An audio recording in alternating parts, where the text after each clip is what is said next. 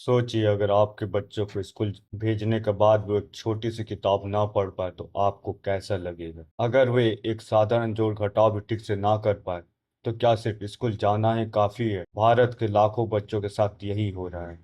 ASER 2024 report के चौंकाने वाले खुलासे बताते हैं कि कक्षा 3 के 76% बच्चे एक साधारण पाठ भी नहीं पढ़ सकते। 66% बच्चे बुनियादी गणित नहीं कर सकते। और तो और डिजिटल दौर में 90% बच्चों के पास स्मार्टफोन है, लेकिन सिर्फ 57% ही इसका सही इस्तेमाल कर रहे हैं। क्या हमारी शिक्षा व्यवस्था सच में सुधर रही है या ये सिर्फ कागजों पर दिखने वाला सुधार है। कौन से राज्य आगे बढ़ रहे हैं और कौन अब भी पीछे छूट रहे हैं। आज हम इस रिपोर्ट के सबसे चौंकाने वाले फैक्ट्स को आसान भाषा में समझेंगे ताकि आप जान सके कि सच में हमारे बच्चों का भविष्य किस दिशा में जा रहा है। Annual status of education report 2024 को एनजीओ प्रथम ने जारी किया। इसमें 605 गांव के 6.5 लाख बच्चों का सर्वे किया गया ताकि पता चले कि वे कितनी अच्छी तरह पढ़ और लिख पा रहे हैं।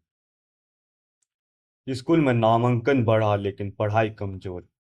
14 से 18 साल के 86.8% बच्चे किसी न किसी स्कूल में नामांकित है, लेकिन 18 साल तक आते आते 32.6% बच्चे स्कूल छोड़ देते हैं। मतलब ये कि बच्चे स्कूल जा रहे हैं, लेकिन क्या वे वाकई कुछ सीख पा रहे हैं। पढ़ने लिखने की क्षमता सच में सुधार हुआ या बस दिखावा। 2022 में 16.3% बच्चे कक्षा 2 का पाठ पढ़ सकते हैं।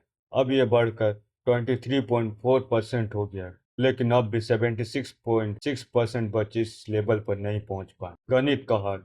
कक्षा 5 के सिर्फ 30.7% बच्चे भाग यानी डिवीजन के सवाल हल कर पा रहे हैं, यानी आधे से ज्यादा बच्चे बुनियादी गणित में फेल हो रहे हैं। किन राज्यों में हालात सुधरे और कौन पीछे छूट रहा है।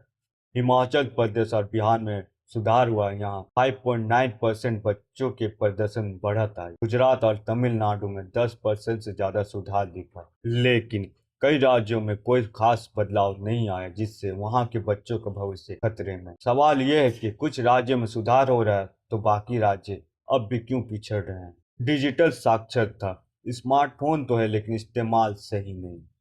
89% बच्चों के पास स्मार्टफोन है, लेकिन सिर्फ 57% ही पढ़ाई के लिए इसका इस्तेमाल करते हैं। लड़कों के पास फोन रखने और इस्तेमाल करने के ज़्यादा मौके हैं, जबकि लड़के अब भी पीछे हैं। मतलब तकनीक का फायदा सिर्फ कुछ ही बच्चों को मिल रहा है, बाकी इसे सिर्फ टाइम पास के लिए इस्तेमाल कर रहे हैं। शिक्षा में अब भी मौजूद बड़ी चुनौतियां। लड़कियों और लड़कों में बड़ा अंतर। लड़कों के पास अपने स्मार्टफोन होने की संभावना लड़कियों से दोगुना होती है।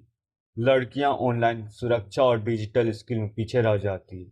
सरकारी स्कूलों से बच्चे भाग रहे हैं। सरकारी स्कूलों में नामांकन घटकर 66.8% रह गया है।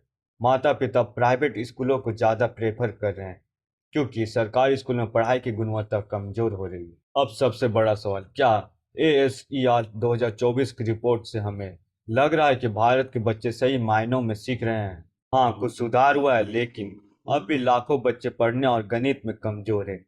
डिजिटल शिक्षा तक सबकी पहुंच नहीं। सरकारी स्कूलों की हालत बिगड़ती जा रही है। सरकार और शिक्षा प्रणाली को सिर्फ स्कूल में बच्चों की गिनती बढ़ाने से ज्यादा उनके सीखने की गुणवत्ता सुधारने पर ध्यान देना होगा। आपकी क्या राय है? क्या सरकार को सरकारी स्कूलों की गुणवत्ता सुधारने पर अधिक ध्यान देना चाहिए?